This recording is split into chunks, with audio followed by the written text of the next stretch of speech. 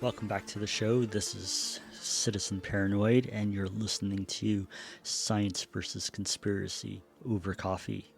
This week, we're going to dive deep into the dark origins of Santa Claus. Santa Claus is known for spreading peace and cheer and goodwill. His generosity knows no bounds. But his origins reveal a darker and more commercial history. Brew some coffee, pull up a chair, and open your mind. Today, we'll dive deep into the dark history of Santa Claus over hot chocolate. We'll be right back.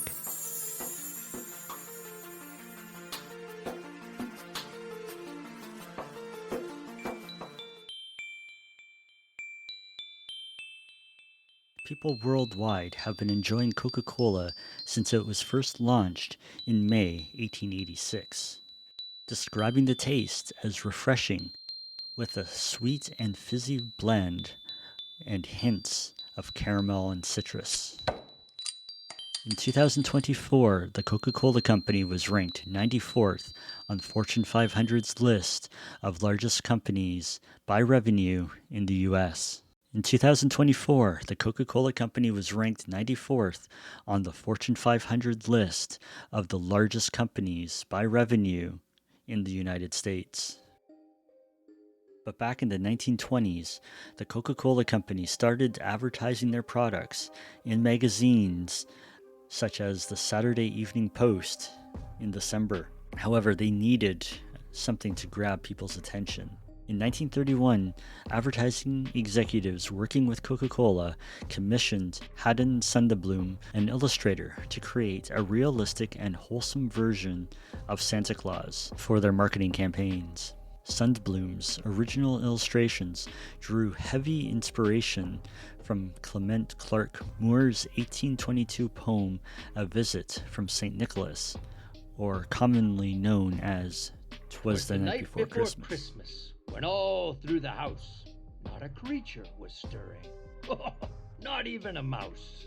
Moore's description of St. Nicholas led to the image of a warm, friendly, pleasantly plump man dressed in a red coat and hat trimmed with white fur. Little old driver so lively and quick. I knew in a moment, it must be St. Nick. From 1931 to 1964, advertising showed Santa delivering toys to children, often pausing to read their letters and enjoy a bottle of Coke. However, the image of Santa or St. Nicholas by Moore and Coca-Cola date back even further to the 4th century, to what is now modern-day Turkey.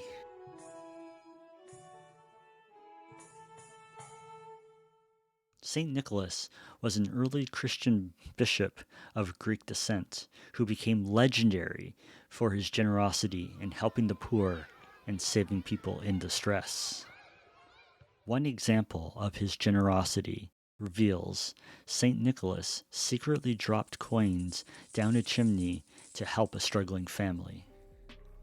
Over time, St. Nicholas's reputation spread across Europe, and he became the patron saint of children. In parts of Europe on December 6th, the feasts of St. Nicholas would be celebrated. The celebration would involve gift giving. Children would leave their shoes outside overnight and wake up to find treats placed in them. For the ancient Norse people living in Norway, Sweden, and Denmark during the 8th century, a tradition known as the Yule Festival would mark the winter solstice. Their god Odin, a long-bearded figure dressed in a cloak, flew through the night sky on his 8-legged horse. Odin was both revered and feared by the Norse people. They believed Odin would visit homes during the Yule Festival to reward the good, but to punish the bad. In some medieval legends, stories of St. Nicholas veered into the macabre. One tale has St. Nicholas rescuing 3 young girls from being sold into sex slavery. According to the medieval poet Wace, the family had fallen into poverty, and their father was about to sell his daughters when Nicholas intervened.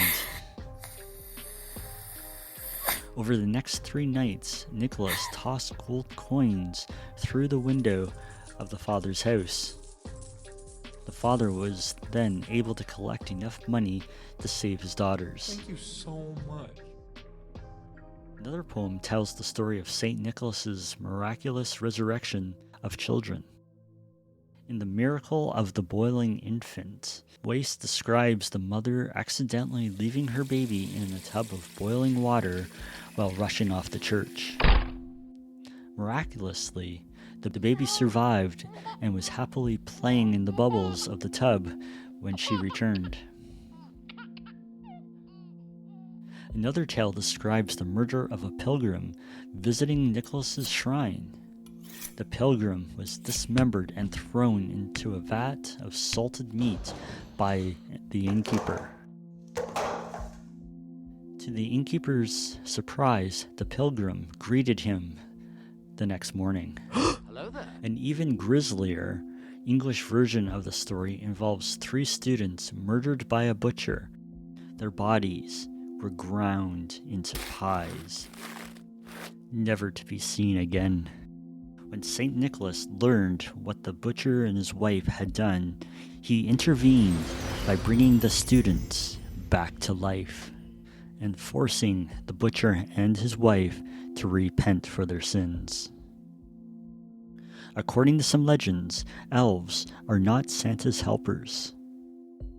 Santa does, however, have a darker, more sinister companion. His name is Krampus. He's a small, demon-like creature.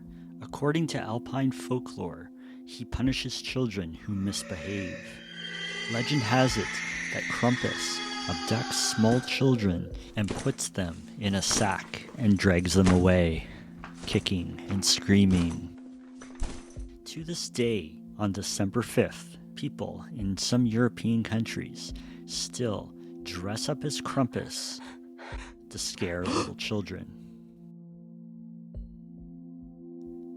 These darker legends add depth to Santa's story, a reminder that his roots were about miracles and morality, not just gifts and cheer.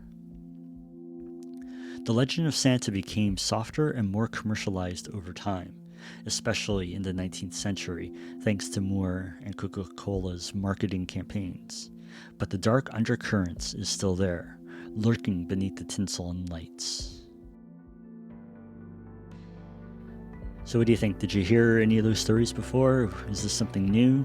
Well, I hope you enjoyed it, and if you liked the episode, please like it and share it on all your social platforms and spread the word.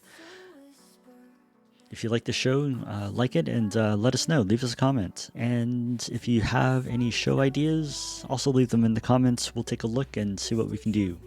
Have a great holiday season. Merry Christmas. If you're not good, you know what will happen. Remember, being paranoid is smart. We'll see you next time. And when the shots rang out that day, did he follow or did he fade? This episode of Science vs. Conspiracy Over Coffee has been produced by Story Monkey Productions.